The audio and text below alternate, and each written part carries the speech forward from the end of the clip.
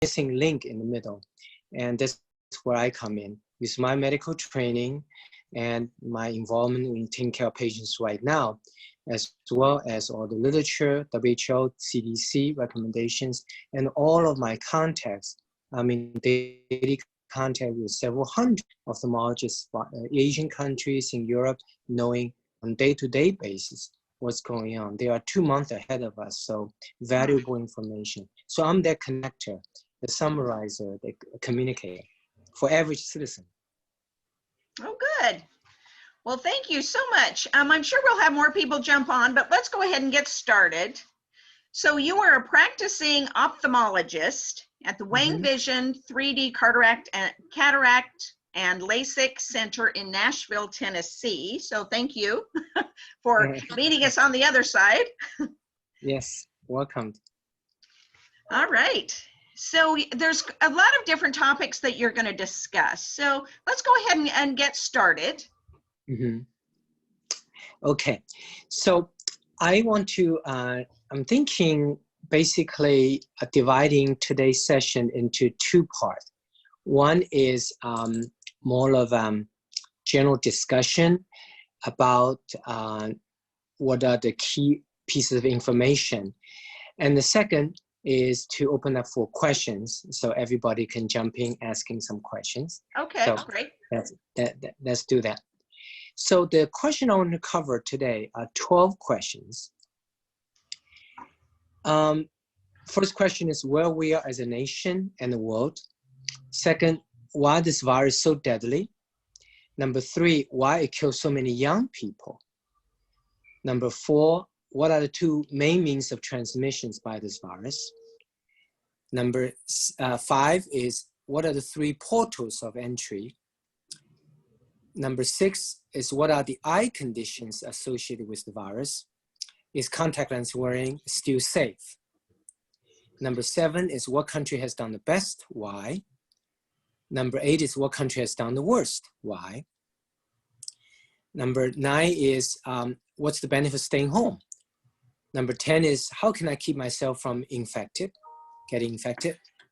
And number 11 is what are 2 most important things we need to do? And number 12 is what I keep at the last is, as we are about to open as a nation, possibly early May, we're going to open the floodgate, releasing potentially 5 million silent carriers from their home confinement to the wide open world.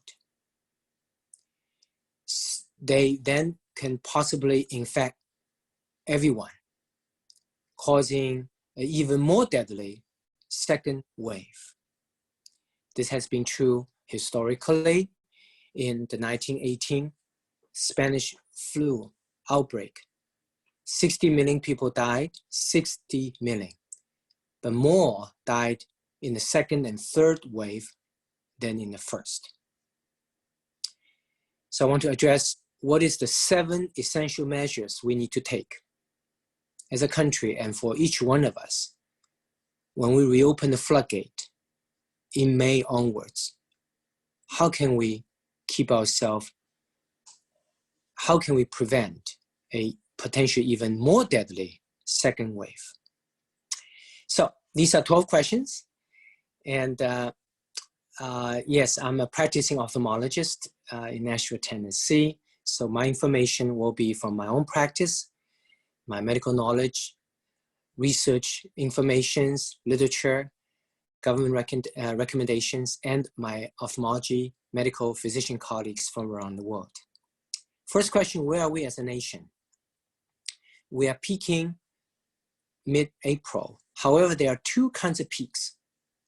At the moment, as we speak right now, the number of infected United States has exceeded 577K, over 577,000, with death exceeding 23,000, 23121. So we are the most infected and with the country with the most death.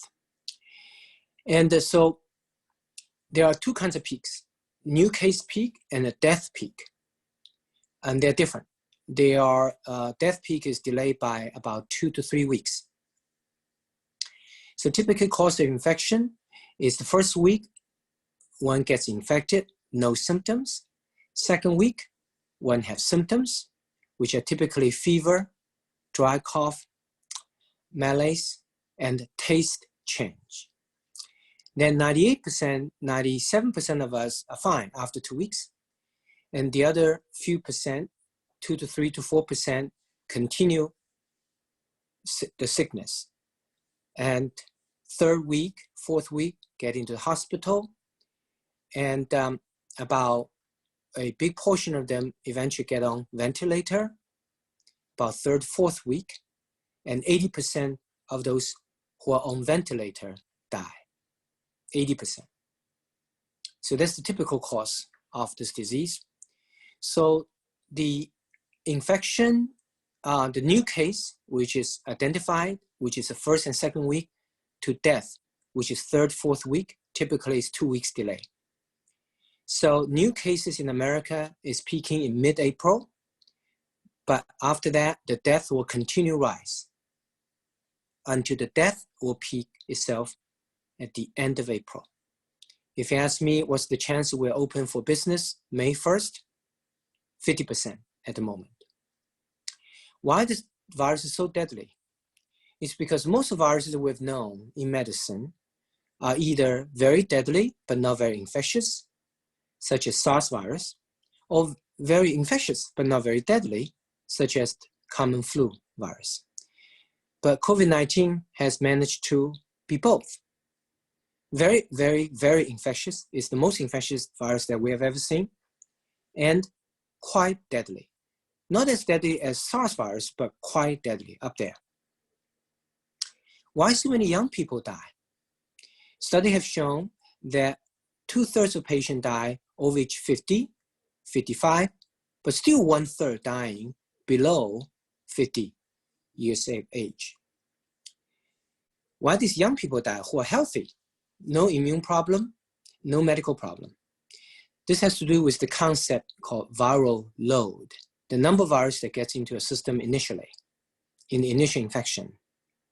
If the number of virus gets into the system very small viral load, since it takes a long time for the virus to divide and replicate, takes several days. So your immune system has the time to gradually mount the immune reaction. That's why the first week you have no symptom. The immune system is still ramping up. The second week is a fight between immune system and the virus. That's why you have symptoms second week. So that's happened to most of us, 97% of us. Small viral load, immune system has the time to gradually ramp up its defense, producing the antibodies kill the virus. But in some cases where the exposures repeat and close proximity, such as doctors, nurses, policemen, paramedics, and also supermarket attendees, repeat exposures with lots of strangers. Then the viral load that you get into your system is very high. Larger number of virus gets into the system initially. So then the virus doesn't have to divide very much. It can overwhelm your system. And your immune system is faithful, has been working very hard for all your life to keep you alive. So immune system is not about to give up this time. So immune system quickly ramp up all of its troops and get all the immune cells reacting ASAP, as large number recruitment as possible, such as what we call cytokine storm, CYTOKINE. When such an immune system overreaction in such a short period of time, the cytokine storm, that is actually what killed these young people. So in these young people, they die from COVID-19 not because of virus, but because the immune system overreaction due to large viral load initially. And large viral load came from repeat exposures, close proximities. So in these young people, the healthy immune system is working against them. Number 4, The fourth question is, what are the two means of transmission for this virus? It's principally by surface and by air. This virus is very infectious because it managed to acquire two very special skills, very uncommonly seen in virus. Number one, COVID-19 find a travel companion in bacteria. So wherever there's a bacteria, COVID-19 just tag along. This is almost like your, space shuttle sits on top of a big rocket. The big rocket is the bacteria. The little space shuttle is the virus. So at the height of this outbreak right now, when you go out, you have to assume every surface which has bacteria, which is most of the surface of bacteria, this virus is there. Second unique capability this COVID-19 has acquired, which is very unique also, we have never seen that in other viruses before, is it can suspend itself in the aerosol. Now aerosol is not air, but it's a small fluid sphere suspended in the air. You can't see it. It's not the mist or spray you can see, but it's invisible. To give a sense of what aerosols are, just think about if someone bring a bag of popcorn into your office and spend a few minutes there, then walk away. The popcorn's gone. But next person walk into the office for the next 30 minutes will still smell the popcorn. Why? You can't see it in the air, but these small sphere aerosols has the popcorn pieces attached to it. You can't see it. That's the aerosol. The reason that you walk into the office, half an hour later, the popcorn's gone in the office, gone from your desk, but you can still smell it. And what you're smelling is the aerosol. Aerosols larger than air molecules. But this virus, COVID-19, has found a unique ability to attach itself on the aerosols. And that's very deadly. That's why in one of the biggest early outbreaks in South Korea, they had a church gathering of 20,000 people in one service, 2 hours. After that service, many people got infected. So this virus travels in aerosol. For suspension in the air, aerosol for up to 8 hours. What does that mean? That means somebody who could be sneezing, then he or she just walk away. And if you walk into that space, he or she was sneezing, for the next 8 hours, you could be infected. This virus is still suspending aerosol. And what are the 3 portals of transmission? I do this webinar every day. Today is my second one. And people from Tennessee or around the country are finding this need for someone to communicate to them with medical background, training, and information to extract this information for what average citizen should know. So one of the questions that I get asked most often in this webinar so far, is there any way, Dr. Wang, I can just do something to keep myself from infected completely, 100%? Yes, there's a way to keep yourself completely, 100% protected. That is, this virus does not get through the skins. When you walk out, you touch the surface. In this outbreak right now, you have to assume every surface of bacteria has this virus. But they do not go through your skin. You are not infected, even though you have virus on your fingertips. This virus can only get through into us by 3 portals: eyes, nose, and mouth. If you keep these 3 portals blocked, this virus will never get into you, 100%. Speaking of eyes, next question is, what are the eye conditions associated with it? Is the contact lens wearing still safe? The eye condition associated with COVID-19 is conjunctivitis or pink eye. In fact, we have found that 1% of COVID-19 patients have this virus in their tears. Contact lens wearing still safe? No, not anymore. American Academy of Ophthalmology has come out with a recommendation that given the present COVID-19 virus in our environment, contact lens is no longer as safe as before. Because your fingers are dirty, as I explained, generally speaking, has bacteria and has viruses. So you put that contact lens in the eye, you can cause infection. Then what should we do for those of us who wear glasses or contact lenses? In fact, at Wang Vision, Institute here in Nashville, Tennessee, we're still doing everyday online LASIK evaluations. So that's the most common question they ask to us. What should I do? Well, the recommendation is wear less contact lenses, as I said, it's no longer safe. For as long as the COVID-19 is with us, this virus will be with us pretty much for the rest of our lives. It will not be gone. Until we develop vaccine, it's everywhere. Once we develop vaccine, it will be tamed, but it may never be gone. So we live with coexisting with COVID-19 forever. Now, contact lens no longer as safe. So our answer to these questions, patient raised in our daily LASIK online evaluation now at the Wang Vision Institute here in Nashville, Tennessee, is that you can wear glasses. That's not a problem. Or if you are lucky enough to be medically qualified, because many patients are medically not qualified for LASIK surgery. If they are medically qualified, of course, can certainly consider laser vision correction. What country has done the best? South Korea. Why? In the beginning, South Korea their leaders has been able to overcome their differences, their polarizations, and come together, found a common ground, and build consensus quickly, and timely implemented essential medical measures, social distancing, mask wearing, testing. What country has done the worst? Italy, now United States. Why Italy?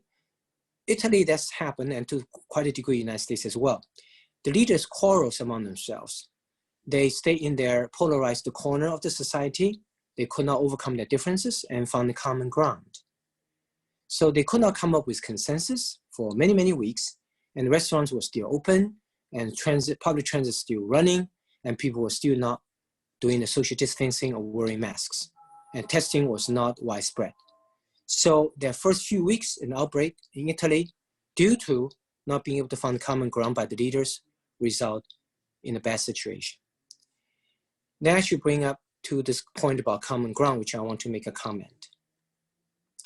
In our society today here in America, we are so polarized. People often don't care about the merit of issue. They only care about power balance. And in fact, civil discourse focus on the subject itself without insulting your opponent is becoming increasingly rare. But for me, I came from China. I survived the Cultural Revolution dictatorship. I eventually made my way to America with $50 many years ago as a poor student. I appreciate so much America for its freedom and mutual respect. One of the sayings that I heard when I came to America, which made the deepest impression for me, is, I may not agree with what you say, but I will defend to my death your right to say it. That's the foundation of our great country, America. But we're going away from that. We're increasingly fixated on the differences among us rather than appreciating what we have in common. Now the wake-up call has come, the virus. When virus outbreak came, that all of a sudden we found ourselves not having a habit of overcoming our differences, find the common ground. We're so used to polarization. So you can change overnight. So this polarization and result in indecision and critical delay in a country like Italy. So how we're gonna find a way to find common ground is not something you can learn overnight. You have to build a habit of that. In the peacetime, so to speak, when we don't have crisis, we have to be able to find common ground overcome our differences, and therefore focus on merit issue rather than insulting opponents, so we can all come together, find the solutions to our society's problems, such as healthcare and economy and jobs. But when crises come, the problem become more acute, our inability to find common ground.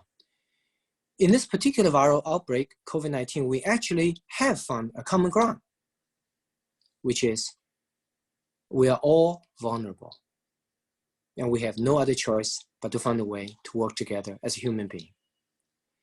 I actually found a common ground network nonprofit, and the organization's mission is to help people in a conflict find a common ground to become more successful. So country like Italy and to much degree United States are not doing well because of that. We should learn the lesson. What's the benefit to stay home? Avoiding our hospital from crashed because too many new patients too quickly, and also flatten the curve, of course. So that when we peak now in mid-April in terms of new case peak, and when we peak then at the end of April in terms of death peak, the peak height will not be as high. How can I keep myself infected? 3 hotspots, 3: cash, cell phone, and gas pump handles. Well, cash. Cash is something that we all touches. So it's got bacteria. Since this virus co-travels with bacteria, you assume that COVID-19 is there. So what should we do? My recommendation is after you handle cash, if you can find water, sink, wash your hands 20 seconds with soap and hot water. If you don't have a sink nearby, that's okay. You know your finger's dirty, just don't touch your 3 portals, eyes, nose, and face, and wash your hands when you get a chance. And also I recommend people to carry a packet of alcohol pads. So after handling cash, you can use that, or hand sanitizers. Second hotspot is cell phone.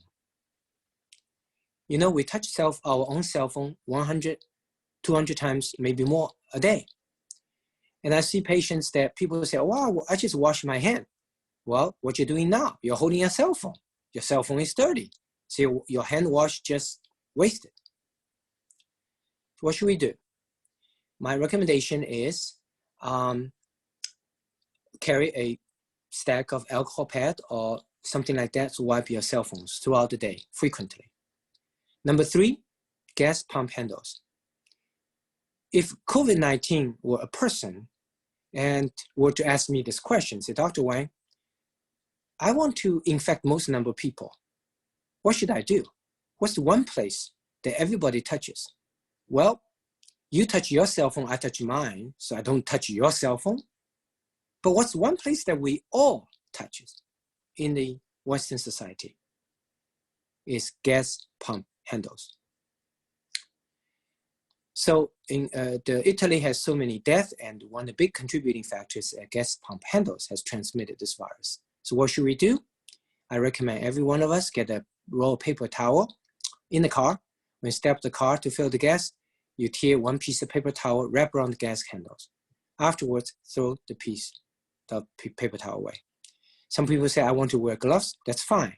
But I've seen people wear gloves, then bring the same glove back into the car. That defeats the purpose. So it has to be disposable gloves. And also hot water. Hot water is good because this virus is afraid of light and afraid of hot temperature. Temperature higher than 77 degrees Fahrenheit inactivate part, not all, part of the virus. So wash your hands with soap, 20 seconds, I recommend, with hot water. Actually, in 1918, when Spanish flu hit us, humankind, there was no advanced medicine. The only way that people found it working is they put out all the hospital beds out in the open, sunbathing. Number 11, what are the 2 things we need to do? Stay home right now and mask wearing. You know, in the West, we don't wear masks. We don't like to wear masks, as in many other countries. We hate masks. There's a cultural stigma against mask wearing. That's unfortunate. We need to overcome that. But also, most of people don't understand what's the benefit of mask wearing. Some people say, well, I'm wearing masks because I'm protecting myself against others, because if others are infected, or I protect others against myself if I am infected. Well, that is a somewhat benefit, but that benefit is the actually minor benefit of the mask wearing, because mask doesn't really block the air, and it's only block the direct sneeze or cough.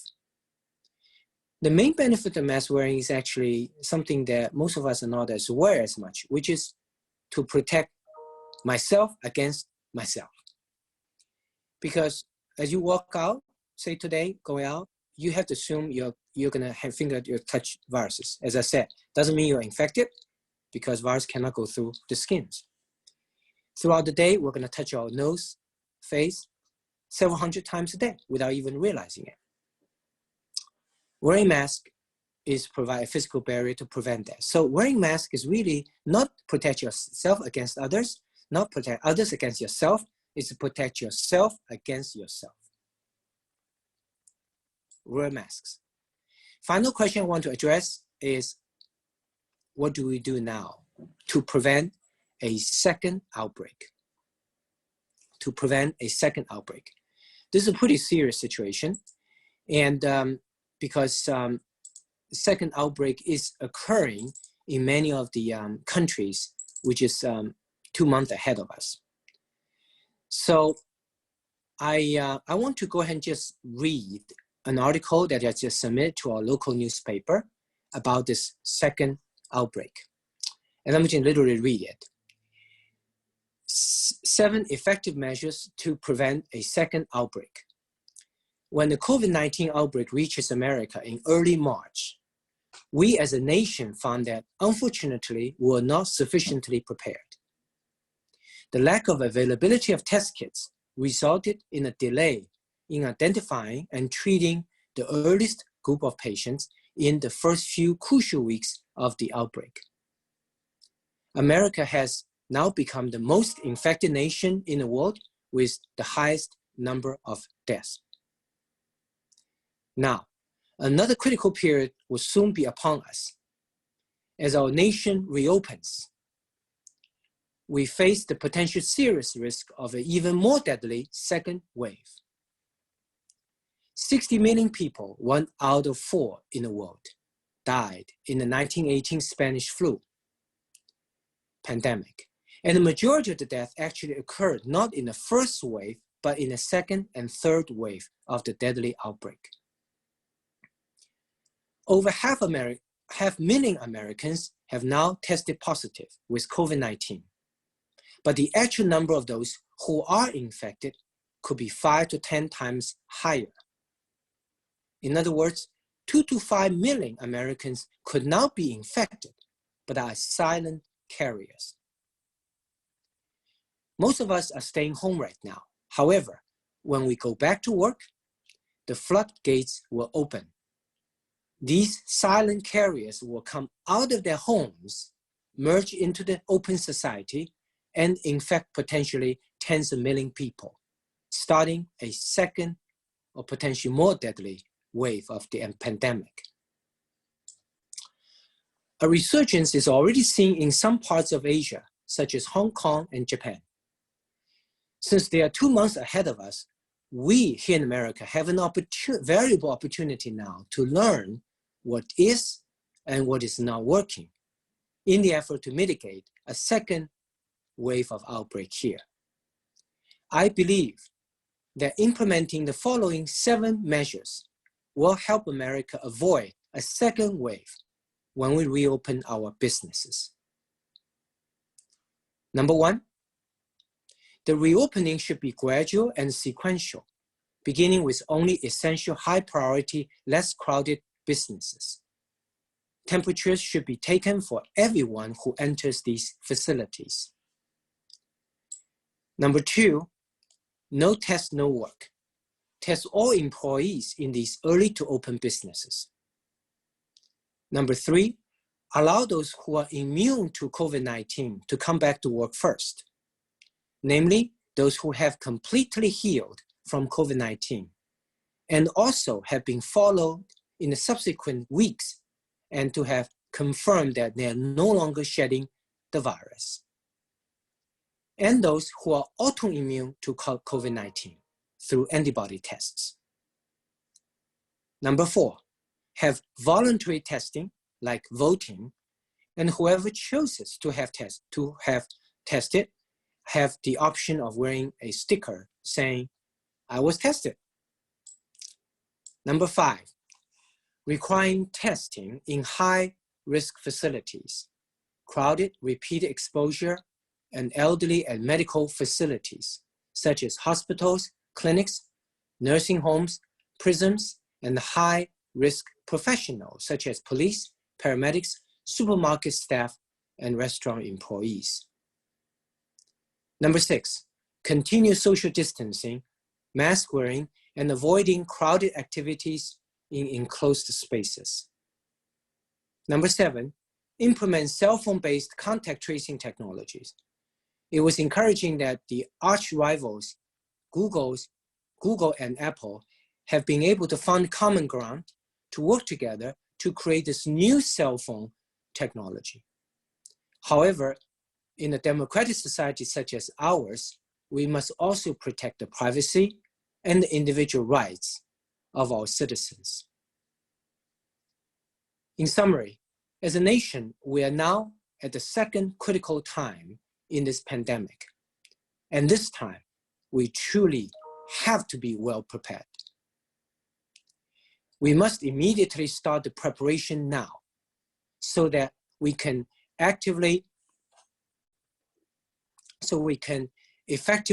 implement the measures that I have outlined above when we reopen our country, so we can prevent a second and potentially more devastating outbreak. So, you know, we as a country, we got burned once badly in early March, being not well prepared at all. Now, there's a second chance. We cannot afford to get burned again by not prepared again. So I'm advocating these 7 essential key measures for our country. These are not something come out of thin air. These are the things I'm watching, observing, summarizing from what's going on, actually going on in these Asian countries, which are 2 months ahead of us. These are actually going on. So I'm picking what worked for these countries. 7 key measures. These are not theories. These are facts, data. These are not speculations. We got to start preparing these now in April, these 7 measures. So when we open as a nation in May, we're ready to do these 7 measures. We cannot afford as a nation to get burned again by being not prepared again. I'm ready for open up for questions. All right, if somebody has a question, just go ahead and unmute yourself. But Dr. Wang, here in Lincoln City, we live in a big tourist community here on the Oregon coast. So that's kind of been some of the conversation. Once we open it up, the floodgates are open and we won't be able to shut it back down. So how would you suggest, you know, opening slowly if we're a tourist community? Yes. Slowly and gradually are the key words. Slowly, gradually, almost like a gate. You just open a little bit, see what's happening, open a little bit more, see what's happening, open a little bit more, etc. So it's a process that these Asian countries have done, and many countries has reduced the number of new cases to under 100 per day for the whole country. So that's remarkable. Here we have tens of thousands every day. So for a tourist city, my suggestions is, first of all, don't obviously open everything. First, open high priority ones, medical clinic, hospitals, and you know, places that people have to get food, you know, a supermarket and things like that, which most of them still open right now. Just open some of the more essentials, less crowded. If a tourist place, let's say it's a park, not a big problem. It's open air. Remember, it's this thing where sits in aerosols. Aerosols are swept away by airflow. So open park, no problem. But I may, if it's a movie theater, no. Got to be closed. In fact, these Asian countries, 2 months into this, 2.5 months into this, movie theaters are still closed. So don't open movie theater. Sports arena, no. Oh, wow. No sports arena. Hopefully we can pass this until the fall sports season start and open some, but no. In-person meetings, generally discouraged. Try to do as much Zoom as possible. Restaurant, can open some restaurants if these restaurants have large rooms, well aerated, but observe a very strict distancing protocol, meaning if the restaurant can sit 100 people, maybe now should be 30 people. General guideline is between me and next person sits, at least 2 more people can sit in between, or even further, 6 feet is general recommendation. So not all restaurants can be open, only better aerated, the one that can, can have people sit apart. And basically, one of the common mistakes that people make in the social distancing is this. I've heard people say that because I do this webinar, several a day throughout the United States. Oh, by the way, I just want, before I forget, I do these webinars on a regular basis. If any organization is interested, I don't charge because it's my public service that I feel that I'm in a unique position to be the connector. So if anyone out there that are interested, just contact me. I'll be happy to. But I think it's essential for us to know what to do now and also what to prepare when we open the floodgate in May onwards. Actually, my staff, Alana, she may be on this call, and I'm going to pass to Alana. And Alana maybe can mention briefly how people, number one, if they have questions, medical questions, how can reach me, my email address, etc., website. But also, if anyone, Rotary Club, Chamber of Commerce, churches, organization, like Chamber of Commerce like this one, interested, I'll be delighted to give those webinars, of course, at no charge. I think it's essential. All of us need to know what to do now, and as importantly, when we open, what to do. Alana, are you? Hi. Oh, good. Hi, everyone. Thanks so much for having us today. Lori, we really appreciate you having Dr. Wang on the Zoom, and we're so excited to be a part of the chamber. Oh, thank you. Yeah, thank you for having us. So Dr. Wang is currently giving these COVID-19 update talks for free during this time, and it's our way of being able to help out the public and kind of offer our services and help people with what is currently going on. He's doing chambers, rotaries, churches, businesses. We did one with Kiwanis. We have about 12 on our list right now. We just did Welch College this morning. And then we have a couple more tomorrow, and then he's pretty much booked this whole week. So if anyone else is interested in getting Dr. Wang down for a Zoom COVID talk with their church or organization, just let me know. And then I think I could put my email in the comments. I'm going to do that. And then you guys can send me an email, and I'd be happy to get you down for a time that you would like to have Dr. Wang come and speak through Zoom. All right. Thank you. Thank you, Lori. Any other questions? I have a question. My name is Laura, and I'm also a chamber director along with Lori in a similar community close by. And my question is, how do we get our politicians and our citizens to abide by what you're recommending? Wow, that's a great question, Laura. I think the answer will come from 2 parts, probably. One, it's more than just this crisis. It's where this country is going, as I mentioned.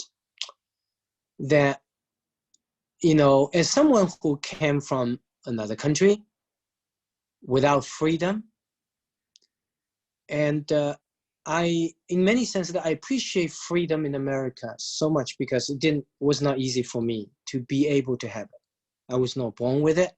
I have to struggle. At age 14, I got kicked out of school in China and was never allowed to go back, despite being a straight student. I faced with a devastating fate of labor camp for life during Cultural Revolution.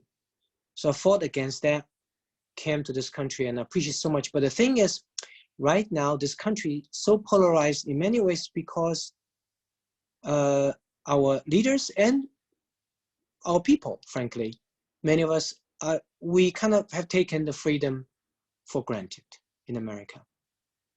You know, like I take care of a patient with vision problems. People appreciate sight the most are those who used to be blind.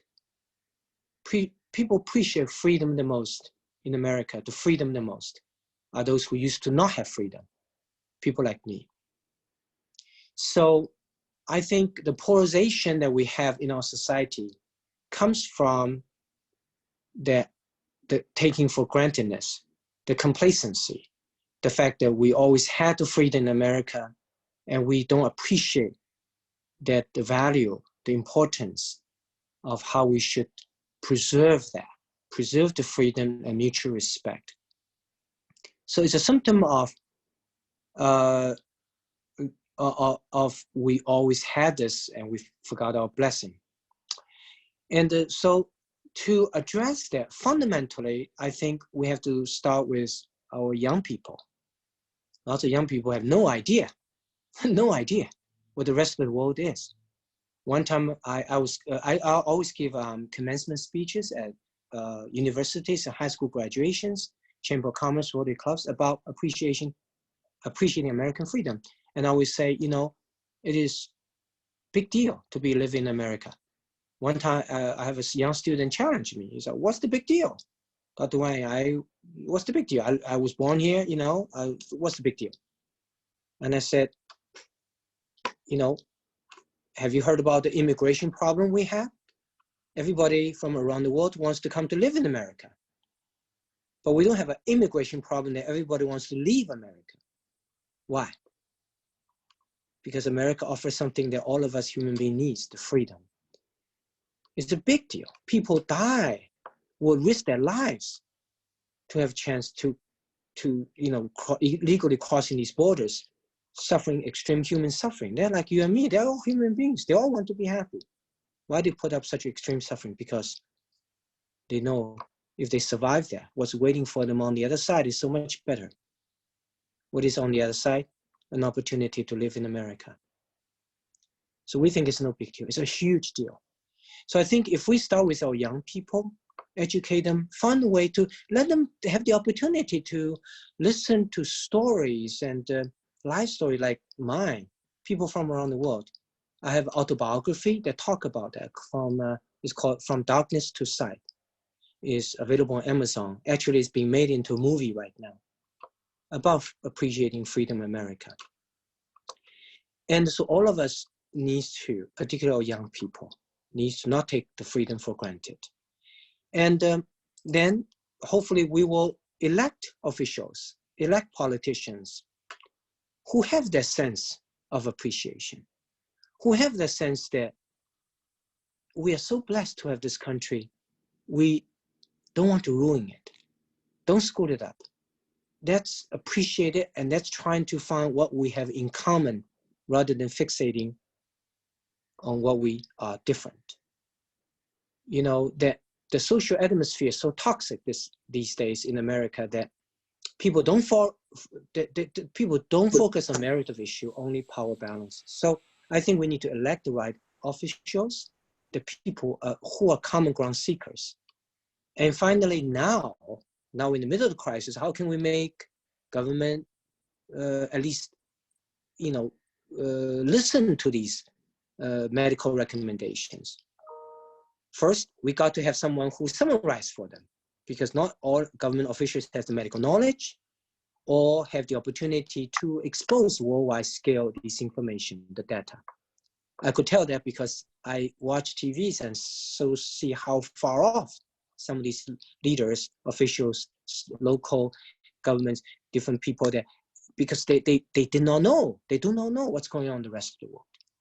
So first of all, we need to educate them, educate the politicians. So hopefully some of them will listen to a webinar like this that presents the key essential medical information, that what is the information we can use and protect ourselves.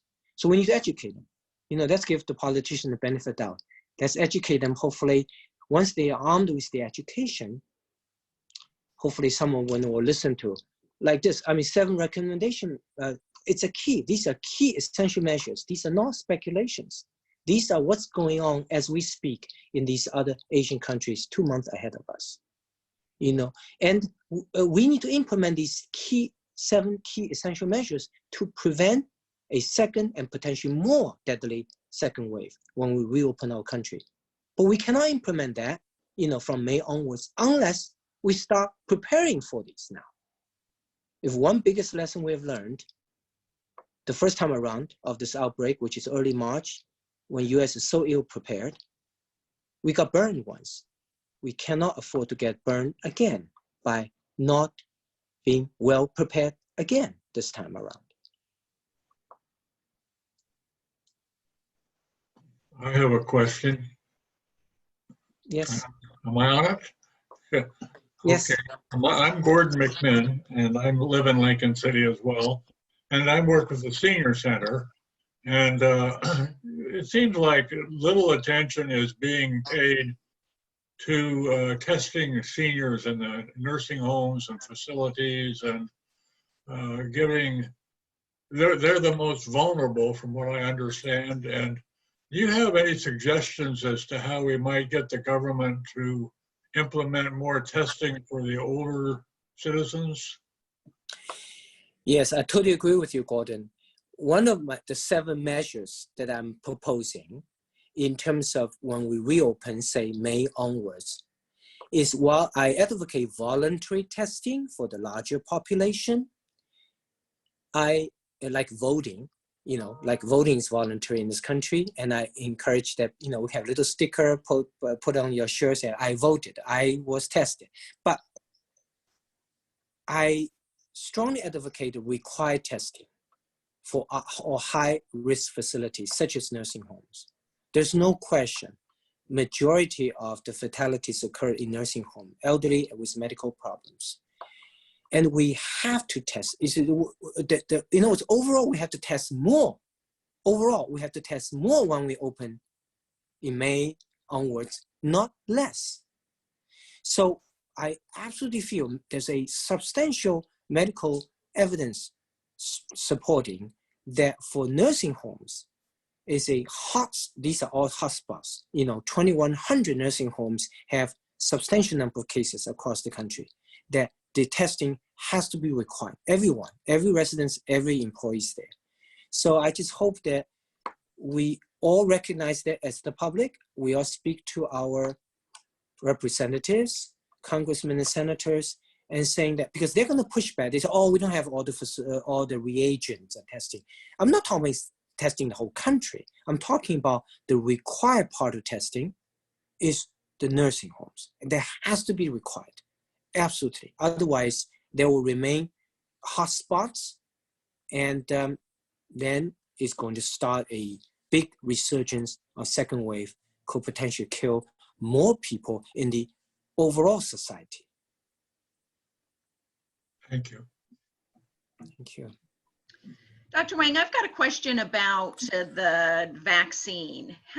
Theoretically, how long would you say before we have one? And yeah, great question, Ori. That right now, the vaccine development is in a fast track. The vaccines are several clinical trials going on in human beings already. Okay, so that's good.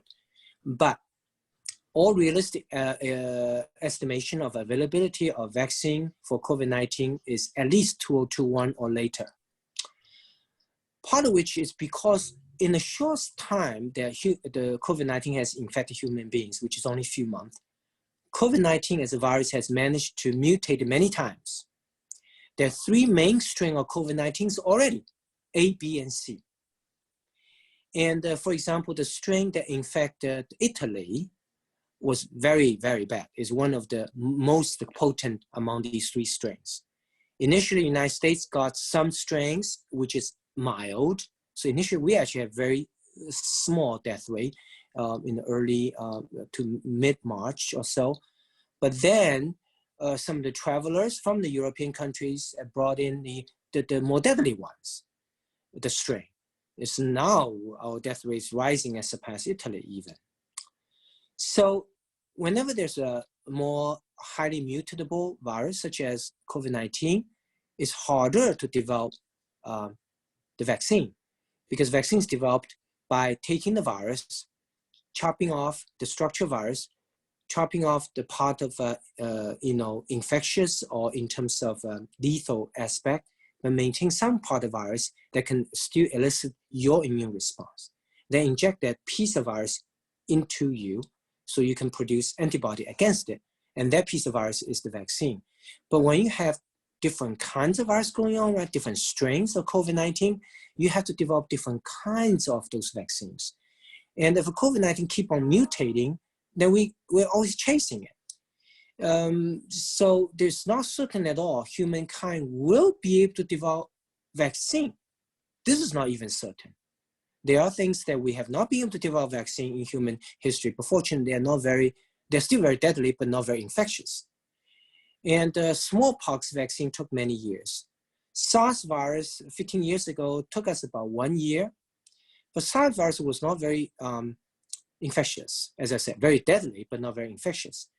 We actually, after 1 year after SARS virus, we did have the vaccine successfully, but we didn't use it. None of us got SARS vaccination because SARS mutated one time and mutated itself out of existence. It just self-disappeared from the face of Earth. This may not happen in the COVID-19, looks like. So, conclusion of virus, it may not ever become available, but if it becomes available, the earliest is going to be 2021 onwards. Until then, all of us will, 99.9% of us will escape this outbreak unharmed, uninfected. But all of us were therefore still vulnerable. We have no immunity. So our life are forever changed after this virus outbreak, until vaccine become truly available and we all get vaccination, which is years down the line. So that means shaking hands, hugging are becoming things of past. We have to go out each day, in addition to check the temperature, checking the viral count to gauge how many indoor enclosed activities that I should be doing. Should I go to the movie that I initially planned to? Should I go to a large gathering party that I initially planned to? And this viral count changes from day to day, from location to location. Viral count in Oregon, where you are, is different from viral count in Tennessee, and even at where you are, Lakeside, the viral count today is going to be different from yesterday. Mm-hmm. Every day, there's activity going on. There's a real-time viral count that's based on the new number of new infections in the past 24 hours. That tells you the density of virus as we speak right now, today, in the air and on the surfaces in your county. So we need to check one more thing. In addition to checking temperature, you have to check the viral count to decide what we should be doing. And unfortunately, nobody have distilled information, this voluminous information out there into such a simple key terms. And that's where people like me can come in. So I'm working with a bunch of research scientists, and these who can come up with a viral count that public understand what the recommendation is. When that become available, maybe I can just put that in your chamber's website or something. So everybody can click every day and see, okay, what's the viral count? Let me see that should I still be going out with my wife tonight for the movie that we initially planned? Because every day will change. Life will change. It's day-to-day monitoring and adjusting activities as such from now on. All right, thank you very much for that. Does anybody else have any questions? If you do, just go ahead and unmute yourself down at the left-hand corner. All right, it doesn't look like, oh. I just want to say thank you so much. Yeah, thank you for your time, Doctor. Appreciate it. My name is William Henderson. I'm here from Lincoln City, Oregon. I'm with the Chambers of Commerce with Lori. So I'm a local business here too, a small business. I work from home, and I work at the casino. So when do you think the casino will be opening? Casino, it depends. I don't think it will be open initially. Again, depends on the size of the casino, aeration, density. I believe the first group of business to be open in May are the high priority businesses, essential and less crowded, better aerated. That's human density. That means movie theaters are not in that category. The casinos in Lincoln City may not be in a category. It may at least. Park will open and some business will open, the restaurant will open with a social distancing protocol. And we'll be entering all facilities, have temperature checked. You know, that's one of my 7 measures, essential measures to prevent second outbreak. And then if we do well as a nation, that means we keep on going down the curve, maybe June onwards, maybe some casinos, you know, if it's a well-aerated part of the casino. And so the bottom line is, it's not a uniform black and white, it's case by case, location by location, viral count of the location of the day dependent. So, and I think church will not be open in May, maybe gradually, some churches in June onwards, depends on, again, case by case. It's just something that we are going to live with COVID-19 for many, many years, if not our lifetime. So any facility, we have to apply these common sense. Surface, air, human density, enclosed space was open, aeration, all these things. But hope that's assuming that we observe these other measures that I have advocated today, the 7 key measures to help us, United States, prevent a second wave. I'm hoping our government will listen to some medical people like me to start paying attention to these. And what I suggest 7 measures is not just a theory. It's actually what I summarize from these Asian countries who are all 2 months ahead of us, what actually are working. All right, well, thank you very much. I know you've got another call that you need to be on, but thank you for all of your information. And I think we've got mindsets to be changing because things will change. It'll never go back to the way that we did business before. But thank you for your insight. This will be available on our website and also send it to officials too. So thank you very much for your recommendations as well. Thank you, everyone. Be careful, be blessed, be safe. Thank you, Dr. Wang. Thank you. Thank you so much, Dr. Thank you.